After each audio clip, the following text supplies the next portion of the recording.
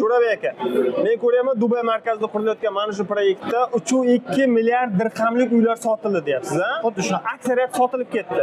Bor yo'g'i 10% qoldi. Nimaning evaziga investorlar bunchalik talash bo'lib bu yerda uy sotib olishyapti? Hop, bu Base Bridge 2 proyekti Danubda birinchi o'rinda turadigan proyektlardan biri. Xo'sh, qaysi jihatiga ko'ra birinchi o'rinda? Sababi bu shaharning markazida joylashgan, Burj Xalifada 3 daqiqa uzoqlikda. Bor yo'g'i 3 daqiqa. Bor yo'q 3 daqiqa.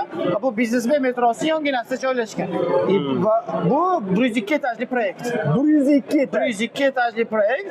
O'rtoqlar aytishga oson, og'izni bir chetidan chiqib ketadi, lekin o'zi emas. Davom eting. Hop, bu ikkinchi sababi 102 etajli proyekt shahar markazida joylashganligiga qaramasdan bu Danub hali ham o'zini qulay payment planini, ya'ni to'lov planini bu proyektga ham berishyapti. Xo'sh, qanday?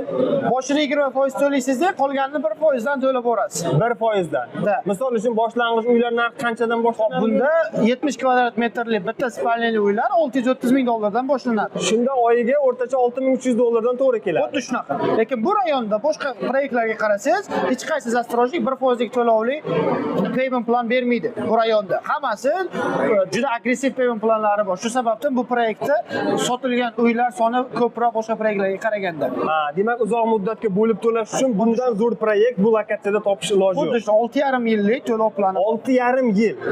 Va bu proyekt necha yilda bitadi? 4 yilda bitsa, 4 yil davomida siz 70% ni to'laysiz, 30% qolganini yana 2,5 yil bo'lib to'laysiz 1% dan.